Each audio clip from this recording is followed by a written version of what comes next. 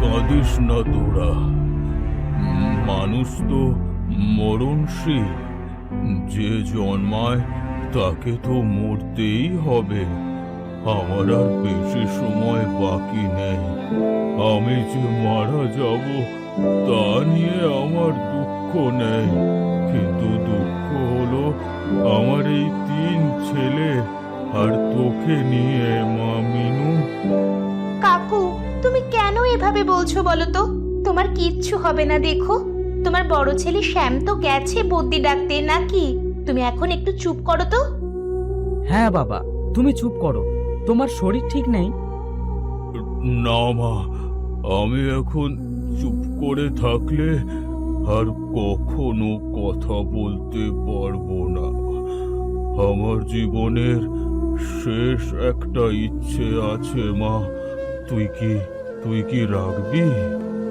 10 বছর বয়সে বাবা মা বন্যায় মারা গেল। সেই থেকে আজ অবধি তুমি বাবার মতো আমায় লালন পালন করেছো। তুমি যদি বলো তবে আমি প্রাণ দিতেও রাজি। কাকু, বলো তোমার কি ইচ্ছে? মা, আমার 3 ছেলে আছে বটে, কিন্তু 3 জন একজন অপরজনকে ছাড়া অপূর্ণ। আমার বড় ছেলে শ্যাম কানে শোনে না, মেজ ছেলে যদু অন্ধ, আর ছোট ছেলে মধু বোবা।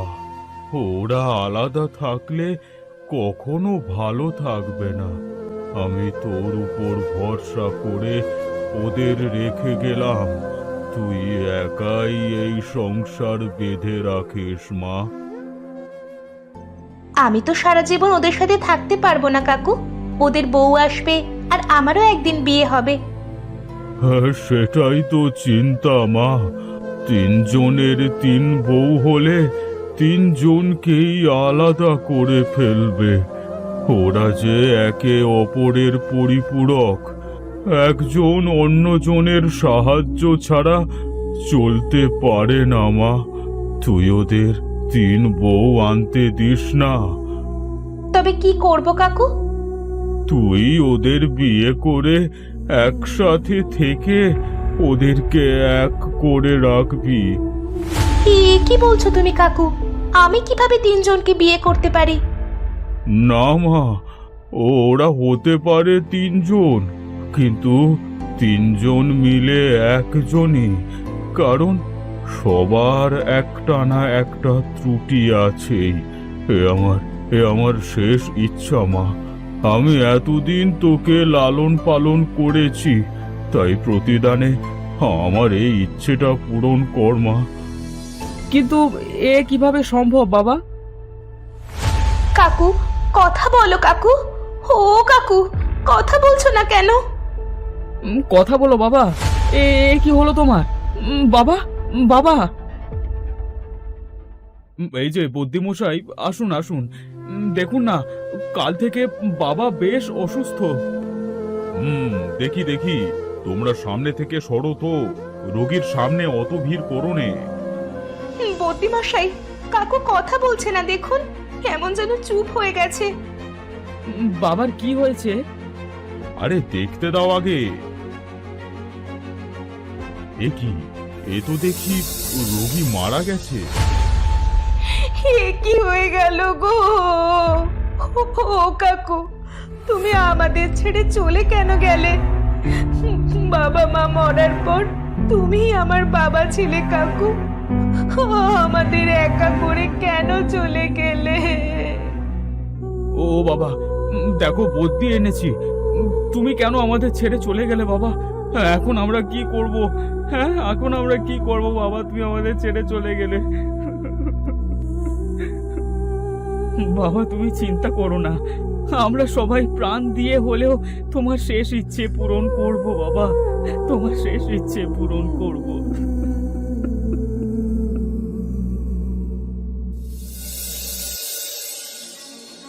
এ কি বলছিস যদু? এ কেমন ইচ্ছে বাবার? এ আমরা পূরণ করব কেমন করে? আমরা 3 ভাই একসাথে মিনুকে বিয়ে করব কিভাবে? না দাদা, মিনুর সাথে বিয়ে হবে ঠিকই, তবে তোমার বিয়ে হবে, আমি আর মধু গৃহত্যাগী হব। না, এ কিভাবে সম্ভব? তোমাদের তিন ভাইকে এক রাখতেই কাকুর এই ইচ্ছে করেছে। যদি বাকি দুজন গৃহত্যাগী হও তবে আর এই ইচ্ছের কোনো মানেই হয় না। তবে উপায় কি? কাকু আমার জন্য ভগবানের মতন। যখন বাবা মা মরায় কেউ খোঁজও নেয়নি আমার, তখন ভগবান রূপে কাকু এসে আমাকে তার সাথে নিয়ে এসেছিল। সেই ছোট্টটি থাকতে যখন অনাহারে মরতে বসেছিলাম, তখন সে আমার মুখে খাবার তুলে দিয়েছিল। তার প্রতিটা ইচ্ছে আমার কাছে আদেশ। সে বললে আমি প্রাণ দিতেও প্রস্তুত। এ বিয়ে হবে, আর আমি তিনজনকেই বিয়ে করব। কিন্তু সমাজের লোকজন কি বলবে? তারা তো আমাদের এক ঘরে করবে তাতে। আমরা প্রয়োজনে জঙ্গলে গিয়ে বাড়ি করে থাকবো। তোমরা বিয়ের ব্যবস্থা করো। বেশ, তবে তাই হোক। মধু, তুই রাজি তো? বেশ, তবে বিয়ের আয়োজন করা হোক।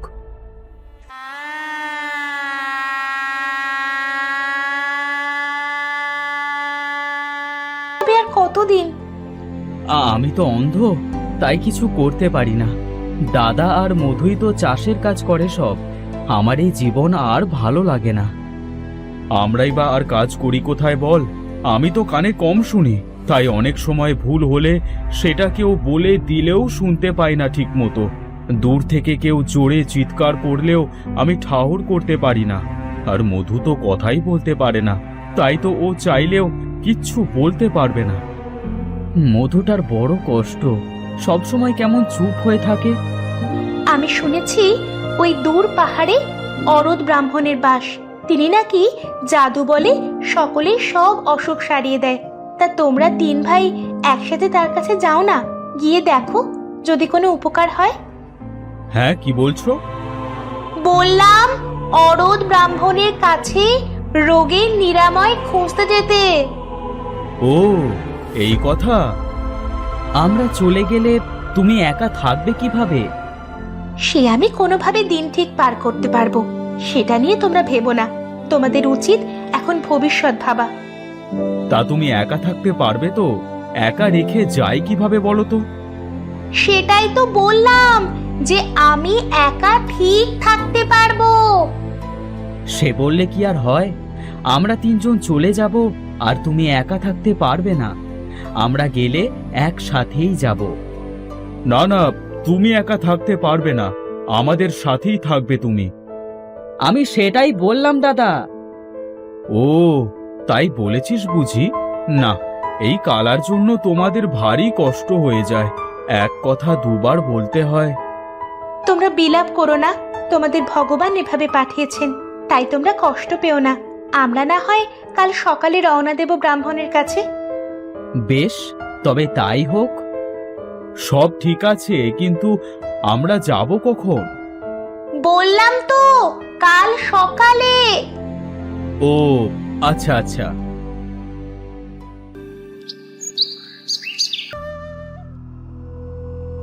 প্রণাম সাধু বাবা।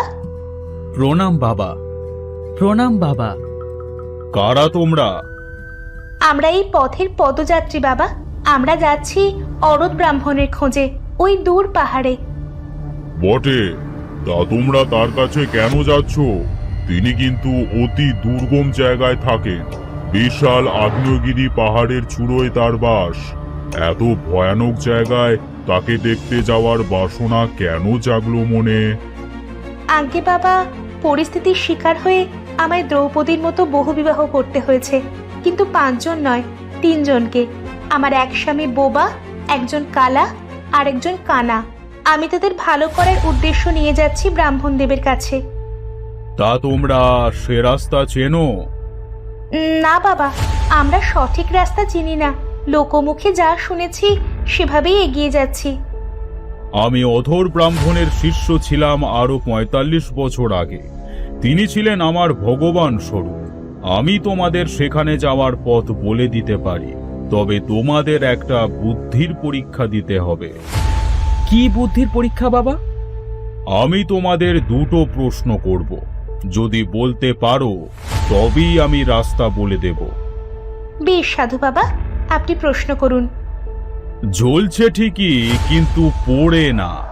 এমন হয় কোন সে প্রাণী? নাম কি জানো তার? জ্বলছে কিন্তু আবার পুড়েও যায় না, এমন আবার প্রাণী আছে কে? আগুন দিলে তো সব প্রাণী পুড়ে যায়। আছে, আছে এমন প্রাণী, যে প্রাণী জ্বলে। পেয়েছি, পেয়েছি আমি সাধু বাবা। উত্তর হলো জোনাকির আলো। সাধু সাধু। এবার দ্বিতীয় প্রশ্ন হলো, যা দেওয়া হবে সে তাই খাবে, কিন্তু জল দিলেই অক্কা পাবে। অক্কা পাবে মানে মারা যাবে। জল দিলে কে মারা যেতে পারে?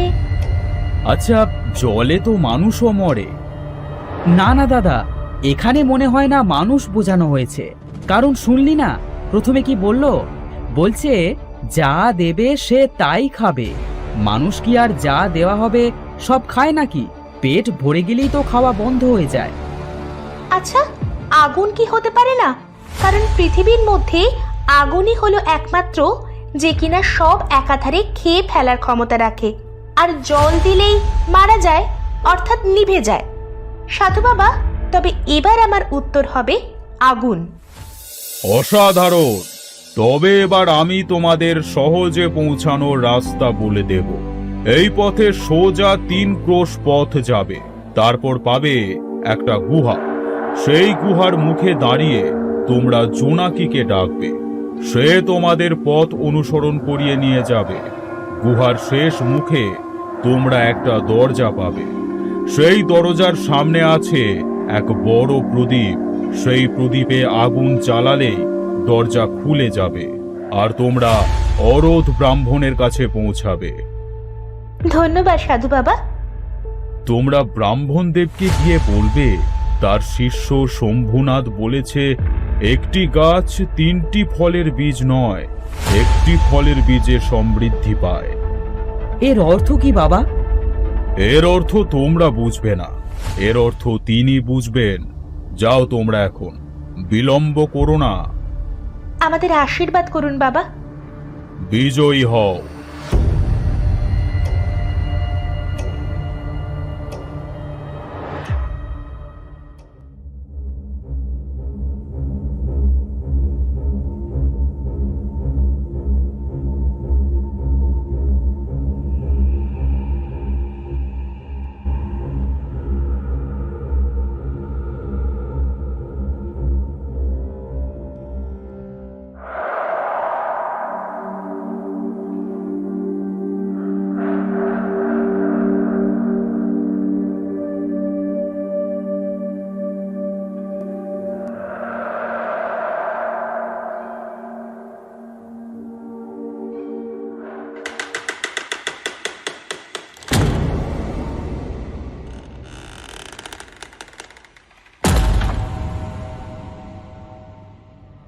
প্রণাম বাবা, আমাদের সাহায্য করুন। কি সাহায্য চাও তোমরা? আমরা 3 ভাই বাবা। আমাদের মধ্যে আমি কানে কালা, আমার ছোট ভাই কানা, আর তার ছোট জন বোবা। আমাদের সংসার জীবন খুবই দুঃখের বাবা, আমাদের সাহায্য করুন। বাবা, পরিস্থিতির শিকার হয়ে আমাকে 3 জনকে বিয়ে করতে হয়েছে, কিন্তু আমাদের কারোর জীবনে সুখ নেই বাবা। বেশ, তবে আমি তোমাদের 3 জনকে ভালো করে দিচ্ছি।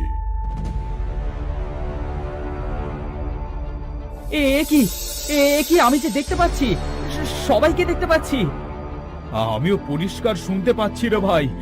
আমাকে আর 2বার করে বলতে হবে না এখন। আমিও কথা বলতে পারছি রে দাদা। আমি এখন থেকে আর বোবা হয়ে থাকবো না। ধন্যবাদ বাবা ঠাকুর, আপনি আমাদের পরম উপকার করলেন। হ্যাঁ বাবা, আমাদের সবার পক্ষ থেকে ধন্যবাদ।